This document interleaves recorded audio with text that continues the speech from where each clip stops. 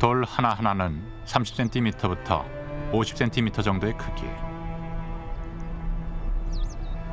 어느 시대, 언제부터인지 모르지만 돌이 옮겨져 촌 한가운데 이렇게 쌓아 올려진 것이다.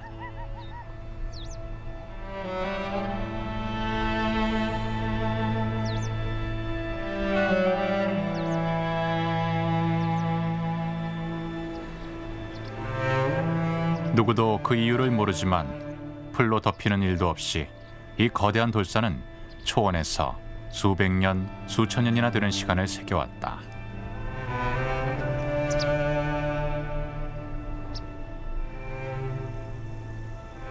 Мынау немене дейді ғой енді соны айтып берсеңіздер болады ғой.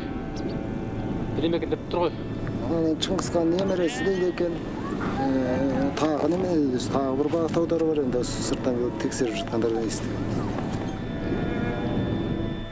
Оның қасашыма мұңғуды жың. Шыңғысханды бейітті омышы. 成吉思汗的，蒙古成吉思汗是成吉思汗的碑。碑，就是碑。我们那个样听叫不知道啥。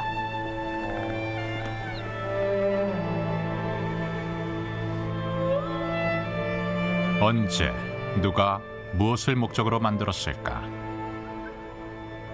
진실에 대해서는 아무도 모른다. 단지 말할 수 있는 것은 이러한 거대한 유적을 만들 수 있는 큰 권력을 가진 유목민이 이 초원에 존재했었다는 것이다.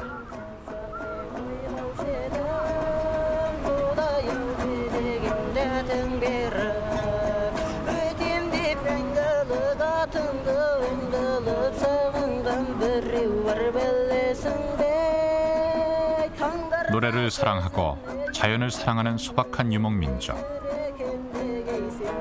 그들이 이 실크로드의 광대한 대지를 지배했던 시대가 있었다.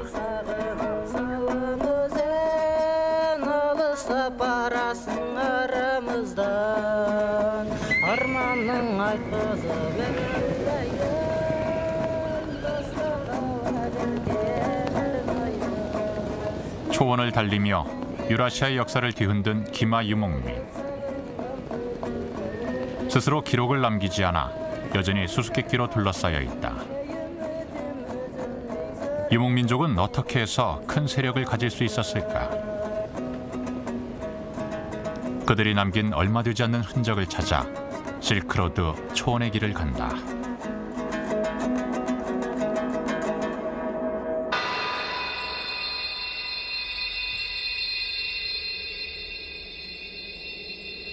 중국의 서부 대개발 도중 사라진 초원의 왕국에 대한 새로운 발굴들이 이루어지고 있다. 1997년 도로 공사 현장에서 우연히 발견된 황금 가면이다.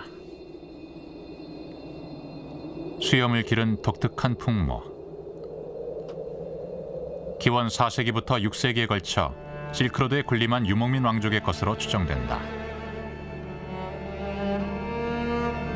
고대 유목민은 눈부신 황금빛을 각별히 좋아했다고 한다.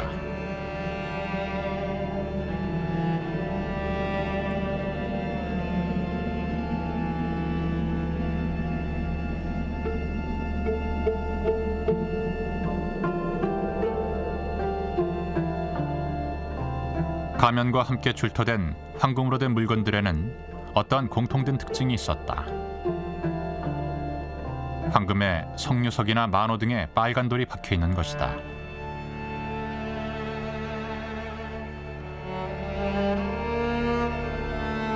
빨간 돌 주위에 금으로 된 작은 알맹이가 가공되어 있는 것도 있다.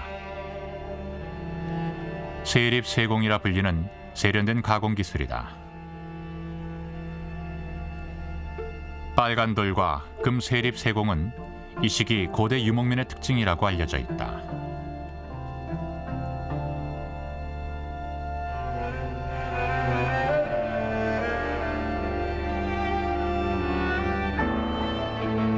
같은 특징을 가지고 있는 황금 장식품은 실크로드를 따라 유라시아 대륙의 넓은 범위에서 출토되고 있다.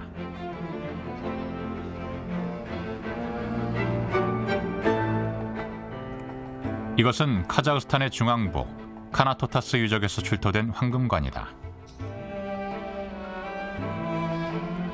빨간 돌이 박혀 있고 그 주변에 금색 세립 세공 기법으로 꾸며져 있다. 중국 신장에서 발견된 것과 매우 유사하다.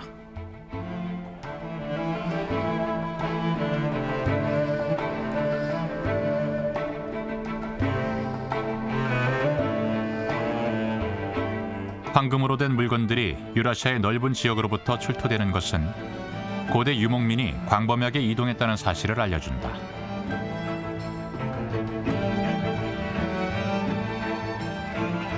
흑해 연안에서 천산북로를 거쳐 몽골 고원에 이르는 띠 형태의 초원지대. 이것이 실크로드 초원의 길이다.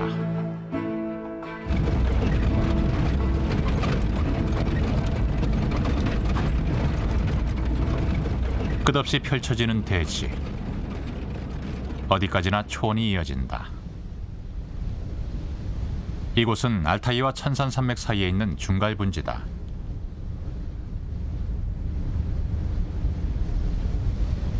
이 초원은 야생마의 고향으로 알려져 있다. 커다란 머리에 쭉 뻗은 갈기. 보통 말보다 조금 작은 이 야생마는 기마 유목민이 타고 초원의 길을 가로질렀던 말이다.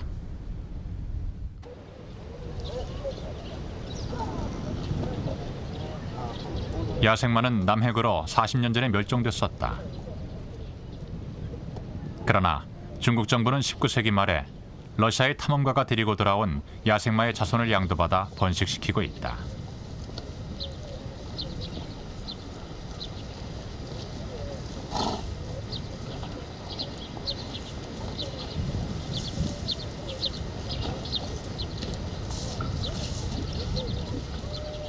지금까지 100마리의 야생마가 다시 태어나 초원으로 돌아왔다.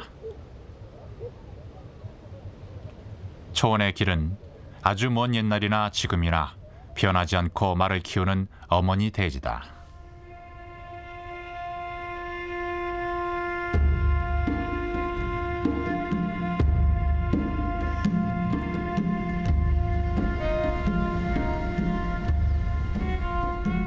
고대부터 계속되는 말과 유목민의 깊은 연관성. 그것을 지금도 전해주는 흔적이 있다.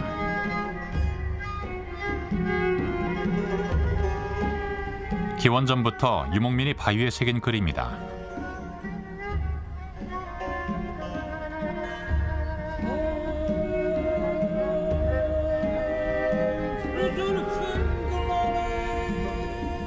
양, 사슴 등의 동물, 말을 타고 사냥을 하는 사람들. 초원의 길에는 이러한 그림이 여기저기 남아있다.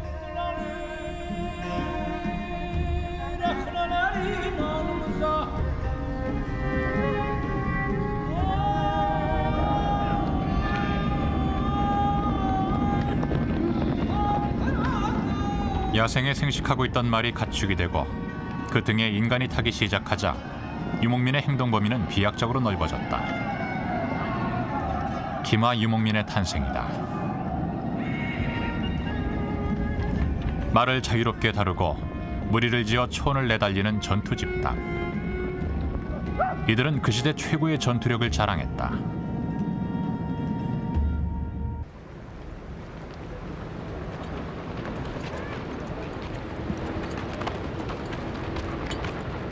지금까지 남아있는 대표적인 기마 유목민족은 몽골족이다.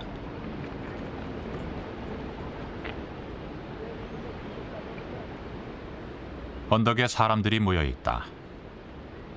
언덕 위에는 기묘한 형태를 한 둔덕이 있다. 작은 돌을 쌓아 올려 천을 감은 형태. 티베트 불교 신자들이 신성한 장소로 여기는 오보라고 불리는 돌탑이다.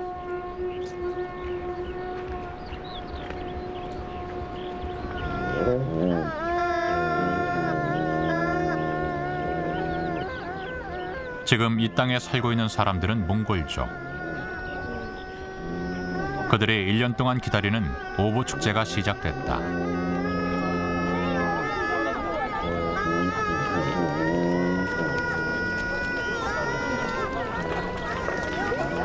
찾아온 사람들은 오보에 음식이나 돈을 바친다.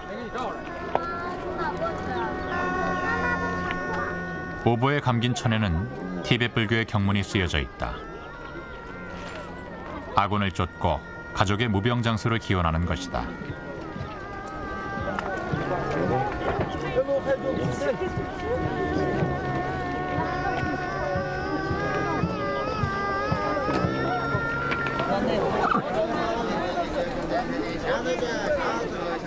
이 축제에는 사람뿐만이 아니라 말도 참배하러 온다.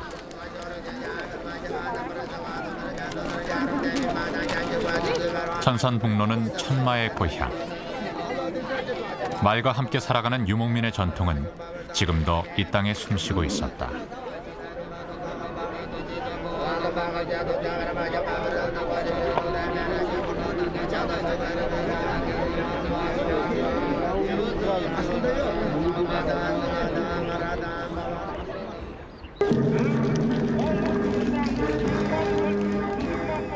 하루에 세계를 한 바퀴 돈다고 하는 전설의 줌마가 그려진 깃발이 입장한다.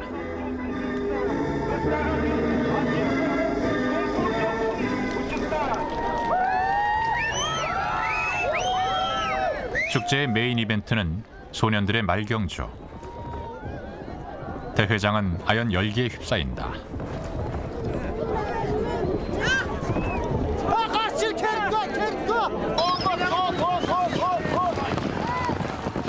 말과 함께 살아온 유목민족에게 있어서 말을 빨리 모는 기술은 무엇보다 중요하다.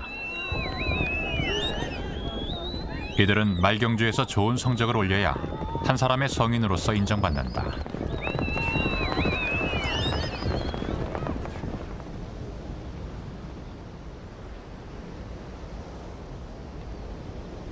초원이 내려다 보이는 언덕 위. 세찬 초원의 바람이 불기 시작한다. 구름이 끊기고 밝은 햇살이 푸른 초원을 비춘다. 바인부르크 초원이다. 표고 2,500m. 산맥 가운데 있다고는 생각할 수 없을 정도로 광대한 초원이다.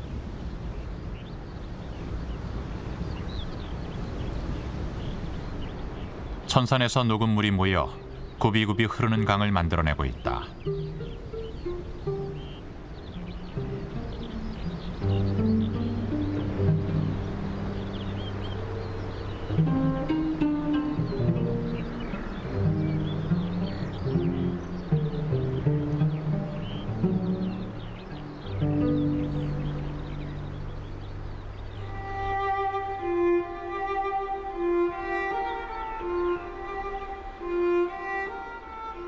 바인부르크 초원은 율두스 초원이라고 불리기도 한다. 율두스란 터키어로 별을 의미한다. 강과 연못이 태양에 반사돼 하늘이 무수한 별처럼 반짝인다는 것이다. 물이 풍부하고 녹음이 우거진 이 초원은 유목민족에게 있어서 최고의 방목지다.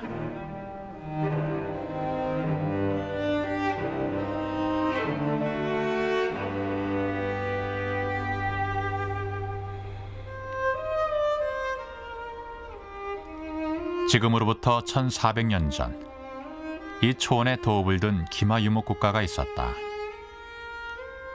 그 민족은 이윽고 유라시아를 제패하고 세계 제국으로 발전해 간다.